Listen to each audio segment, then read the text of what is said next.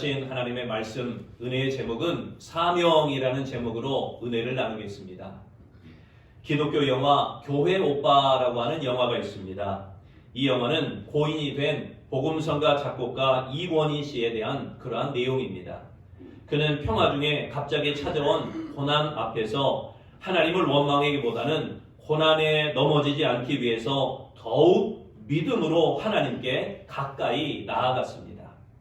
그러면서 하나님의 문제가 아닌 나의 문제로 깨닫고 내 안에 나는 죽고 예수로 사는 사람, 그런 사람의 모습을 보여주어 많은 그리스도인들에게 도전을 주었습니다. 어느 날 우연히 아프리카 선교 동영상을 보게 되었습니다. 아이들의 얼굴에 파리가 잔뜩 붙어 있고 또 움직일 힘조차 없어서 그대로 누워있는 비참한 모습, 그런 모습을 선교 동영상에서 보았습니다. 그 순간 아이들에게 미안하고 아이들에게 죄송한 마음과 아픔과 고통을 동시에 느끼게 되었습니다. 그때 자신의 몸이 갑자기 뜨거워지는 환상이 보였습니다. 하늘 위에 아버지가 계셨습니다. 그분은 당신을 모른 채 죽어가는 이 땅의 많은 백성들을 보고 마음 아파하셨습니다. 그 아들이 아버지께 이렇게 말했습니다. 아버지여, 나를 보내주세요. 험한 산도 바다 끝이라도 괜찮습니다. 죽어가는 저들을 위해 제 목숨조차 아끼지 않겠습니다. 그리고 아버지는 아들을 보내기에 마음이 아팠는지 아들을 부둥켜 안고 한참 울었습니다. 그는 그 환상을 본 후 아들의 고백을 그대로 가사로 옮겼습니다. 그 노래가 사명이라고 하는 노래입니다. 그는 이 노래를 통해서 자신뿐 아니라 기독교인들에게 이렇게 당부하고 있습니다. 대다수의 교인들은 현재에 안주하려는 그런 경향이 있습니다. 하나님의 뜻은 알지만 물질 만능주의에 젖어서 부와 명예를 쫓아만 살려고 하고 있습니다. 그러나 사명이라는 노래를 통해 하나님의 뜻을 따라 살게 되기를 간절히 소망합니다. 이 시대를 사는 그리스도인 모두가 불러야 될 노래인 것입니다. 우리 그러면 다 같이 사명이라고 하는 찬양을 한번 불러보겠습니다.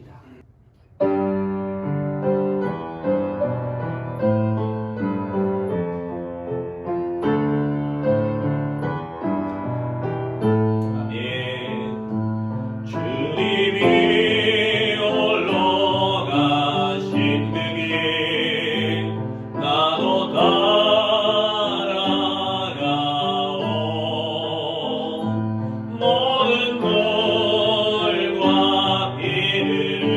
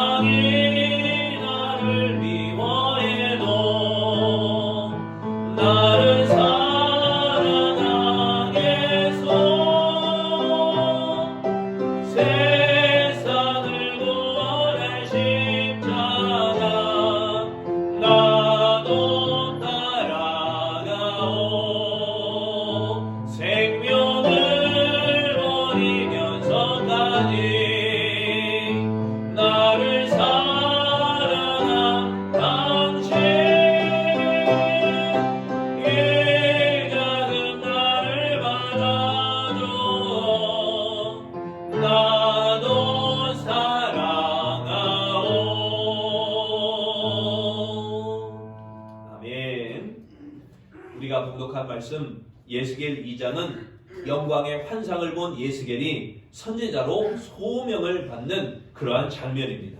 소명, 부름을 받았다는 것이고 사명, 부름받은 일에 자기가 직접 행하며 그 일을 감당하는 걸 사명이라고 합니다.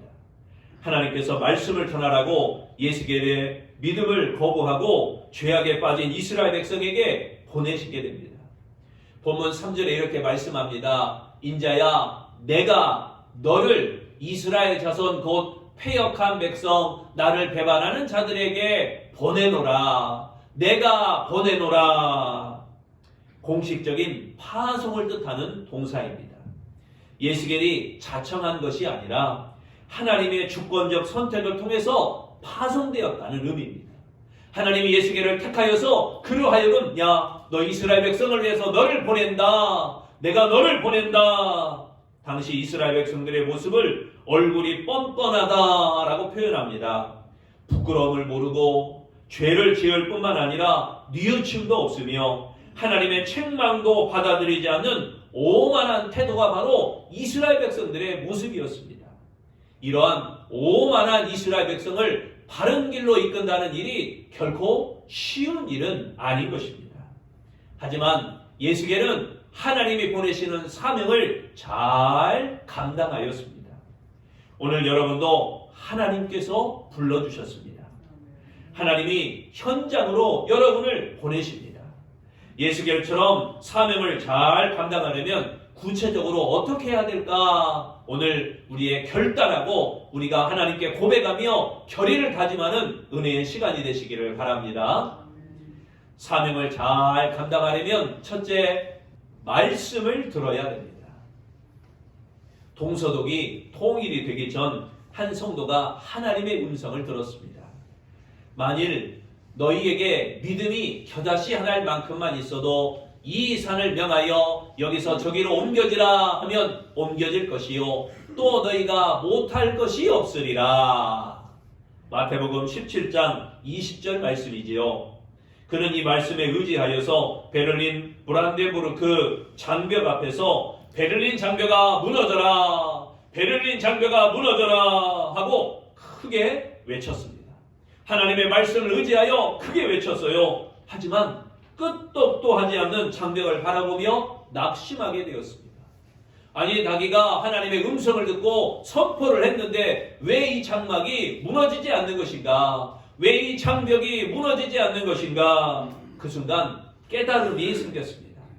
성경에 보니까 내가 라는 단수가 아니라 너희가 라는 복수로 기록되어 있었습니다. 내가, 너희가, 모든 이들 너희가입니다. 그러니까 믿음의 동료들과 함께 다시 장벽 앞에서 함성을 질렀습니다. 그러나 결과는 마찬가지였습니다. 다시 하나님의 말씀을 묵상해 보았습니다. 시제가 당장 옮겨진다는 현재가 아니라 옮겨질 것이다. 옮겨질 것이다. 미래적 시제입니다. 그러니까 너희들이 이렇게 내가 보내리라, 야 너희가 이렇게 하면 이렇게 되리라 하는 미래적 시제를 얘기합니다. 때와 기한은 하나님의 손에 전적으로 달려있음을 알게 되었습니다. 그 후에 이 베를린 장벽이 무너지도록 기도하는 사람들이 하나씩 둘씩 늘어나게 되었습니다. 그러더니 1989년 11월 9일 이 베를린 장벽이 무너지고 동독과 서독이 통일을 이루게 되었다는 것입니다. 하나님의 말씀을 듣고 행동으로 옮기는 믿음이 기적을 체험할 수가 있습니다.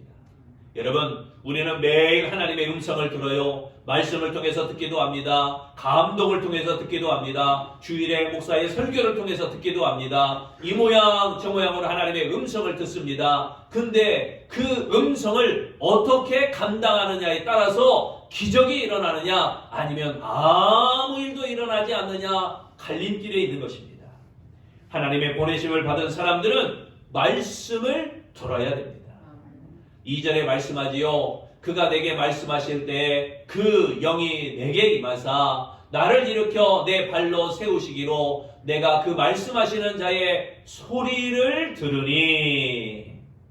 여기에 들으니라는 말은 귀담아 듣다라는 의미입니다. 걸려 듣지 않고 귀담아 듣다. 귀를 종긋 세우고 듣는 겁니다. 하나님의 말씀은 막연히 듣는 것이 아니라 경청해야 됩니다. 경청해야 됩니다. 하나님의 보내심을 받은 자들이 말씀을 경청하지 않으면 하나님과의 관계가 좋아지지 않고 그리고 사명을 감당할 수가 없는 것입니다. 말씀을 들음과 사명의 능력은 정비례합니다. 말씀을 듣는 만큼 사명의 능력이 나타나게 되는 것입니다. 말씀을 경청하지 않으면 사명을 감당할 능력을 얻지 못하는 것입니다. 그러므로 어떠한 상황에서도 말씀을 듣는 일에 전심을 다해야 되는 것입니다. 말씀을 듣지 아니하면 불순종의 죄를 범하며 사명을 놓치게 되는 것입니다. 하나님의 은혜를 체험하였습니다. 그러나 시간이 흐르면서 그 은혜가 소멸되어요. 그 은혜를 까먹습니다. 그 은혜를 잊어버립니다. 말씀을 듣고 받은 은혜를 잊어버리는 까닭은 무엇이겠습니까? 계속해서 말씀을 듣지 않기 때문인 것입니다.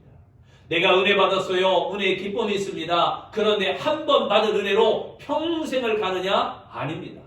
그 은혜를 소멸하지 않기 위해서 계속 들어야 됩니다. 말씀을 반복해서 읽어야 됩니다. 말씀을 반복해서 들어야 됩니다. 말씀을 듣는 길만이 지속적인 은혜 생활을 하는 통로가 되어지는 것입니다. 하나님의 말씀을 듣고 보내신 사명을 잘 감당하는 우리 아름다운 성도들이 되시기를 바랍니다. 두 번째, 사명을 잘 감당하려면 두려워 말아야 됩니다. 두려워 말아야 됩니다.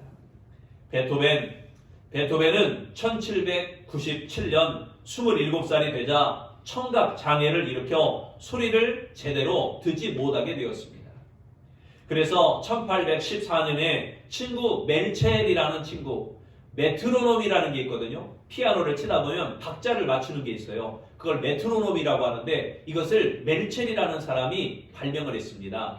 이 베토벤의 친구 멜첼이라는 친구가 만들어준 조리처럼 생긴 옛날 보청기, 지금 그림에 보시는 것처럼 조리, 나팔관 같기도 하고 조리 같기도 한 저런 것으로 보청기를 귀에 꽂고 소리를 들을 수밖에 없었습니다. 그러나 세월이 흐를수록 이 베토벤의 청각은 더욱 무디어져서 점점 그 큰 보청기를 꽂고 작곡해야만 했습니다. 하지만 결국에는 거의 아무 소리도 듣지 못하는 귀머거리처럼 되고 말았던 것입니다. 그러나 베토벤은 자기의 집에 있는 피아노 건반을 더욱 열심히 누르며 음악을 작곡했습니다. 지금도 그가 쓰던 피아노 건반에는 그의 손가락이 얼마나 힘있게 눌렀던지 건반을 세게 누르니까 거기에 파인 흔적이 남을 정도로 피아노에 손가락의 흔적이 남을 정도로 작곡을 하면서 자기가 아무것도 들리지 않기 때문에 모든 걸 상상력으로 작곡을 하게 되었습니다. 베토벤은 자기에게 닥친 비극의 운명에 대하여 절대 두려워하지 않고 강한 투지를 가지고 극복하게 되었습니다. 한 번은 그가 30여 년 동안 구상하여 1824년 2월에 완성한 교향곡 제9번 합창교향곡을 직접 지휘하게 되었습니다. 그러니까 귀가 들리지 않는 상태에서 오랜 기간 동안 자기가 작곡한 그 곡을 귀가 들리지 않는 상태에서 지휘를 하게 되어진 것입니다. 청중들은 귀머거리 베토벤의 모습을 보고 그리고 연주를 들으면서 감격하여 우레와 같은 박수갈채를 보내게 되었습니다. 그러나 뒤로 돌아서서 지휘하던 그는 그 소리를 듣지 못하고 연주가 끝난 후에 무대 뒤로 들어가려고 했습니다. 그때 한 바이올리니스트가 그를 붙들고 열광하는 청중의 모습을 보게 하였습니다. 그를 붙들고 청중들의 모습을 보여주었어요. 이같이 베토벤은 자기에게 닥친 모든 불행을 두려워하지 않고 극복하였기 때문에 성공한 사람이요 희망적인 인생이 되었던 것입니다.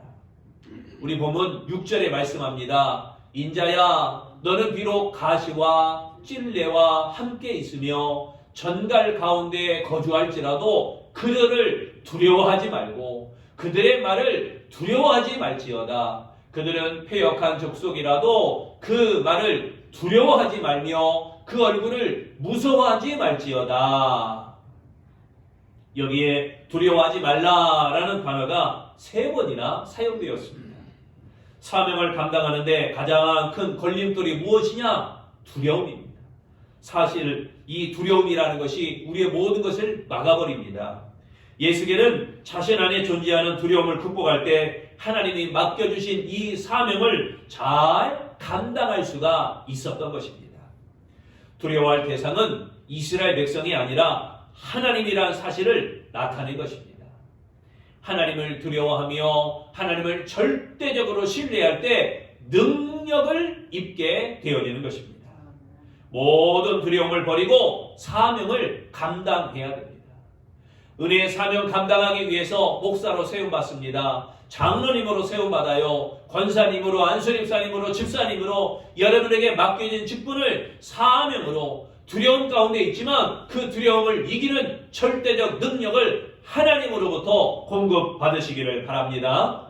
모든 두려움을 버리고 사명을 감당하는 아름다운 성도 되시기를 바랍니다.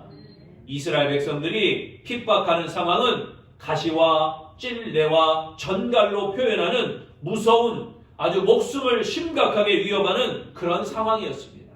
그러나 결코 두려워하거나 무서워하지 말라라고 말씀하지요.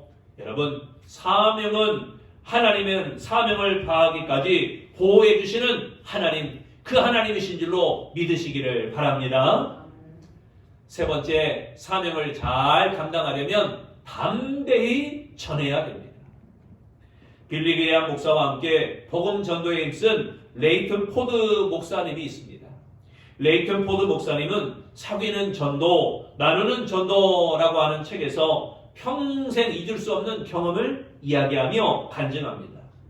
아프리카의 다카 공항에서 비행기에 기름을 넣기 위해 기다리는 동안 그 지역에서 활동하는 프랑스 출신 선교사를 만나서 대화를 하는 기회가 있었습니다. 프랑스 선교사가 모슬렘 지역에서 10년 동안 선교 활동을 하게 되었습니다. 자신을 그렇게 선교사로 소개를 하자 레이턴 포드 목사의 일행한 가운데 한 사람이 이렇게 물었습니다. 10년 동안 회심자가 얼마나 있었습니까? 그러자 선교사가 이렇게 대답합니다. 2명입니다. 10년 동안 2명의 회심자가 있었다는 것입니다. 그때 또 다른 사람이 질문을 합니다. 그렇다면 무엇 때문에 이곳에 있습니까? 선교사는 그 물음이 이상하다는 듯이 대답했습니다. 이곳에 왜 있느냐고요? 그것은 예수 그리스도께서 나를 이곳에 보내셨기 때문입니다. 그 이유 때문에 이곳에 있습니다. 레이턴 포드는 프랑스 선교사의 그 고백을 결코 잊을 수가 없었습니다. 10년 동안 복음을 전하며 사역한 열매가 고작 2명밖에 없었다, 이렇게 생각하였었는데 이렇게 사람의 생각으로는 10년 동안 수고한 열매가 고작 2명뿐이야 생각할 수 있습니다. 그러나 그것이 하나님의 뜻이라면, 그 2명일지언정 그것이 하나님의 뜻이라면, 그것이 하나님께서 원하시는 것이라면 그 자리에서 사역을 계속 해야 된다는 것입니다. 비록 열매가 보이지 않더라도, 사역이 힘들다 하더라도 하나님이 보내신 곳이기에 그 자리에서 그 사명을 감당해야 된다는 것입니다.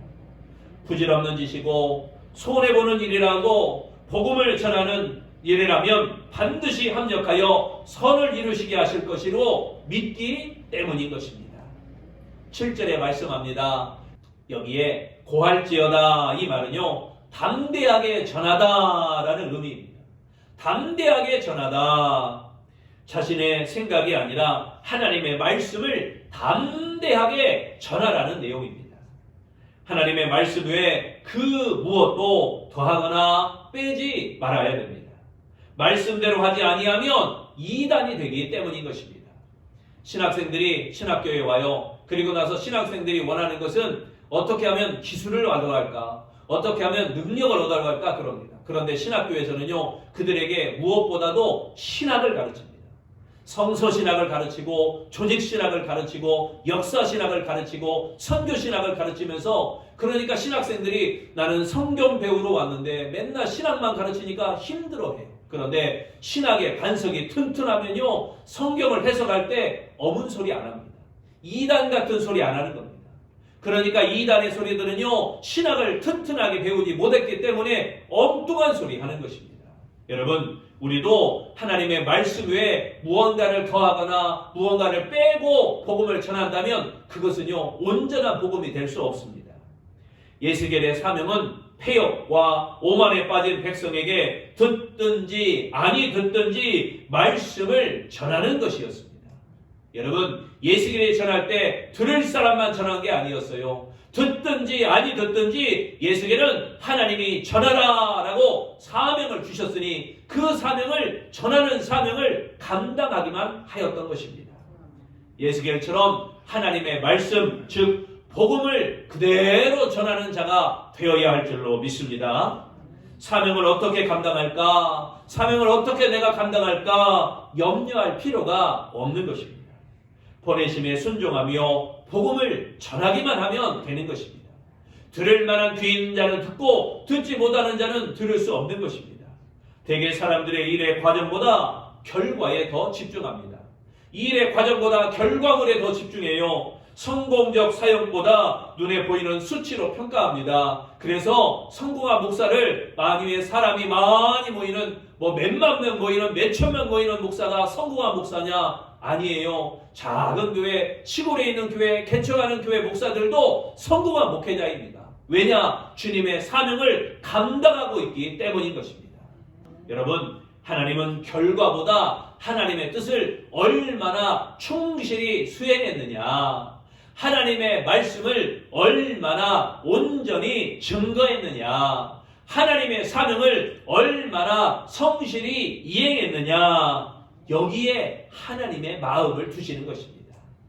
사랑하는 성도 여러분, 예수겔 선지자처럼 하나님께서 나를 사명의 자리에 보내셨다고 확신하시기 바랍니다. 보내신 사명을 위하여 하나님의 말씀을 들으시기를 바랍니다. 어떠한 상황에서도 두려워하지 마시기를 바랍니다. 그리고 담대히 복음을 전하시기를 바랍니다. 그리하여 사명을 잘 감당하는 우리 복 있는 아름다운 성도들이 다 되어지시기를 축원합니다.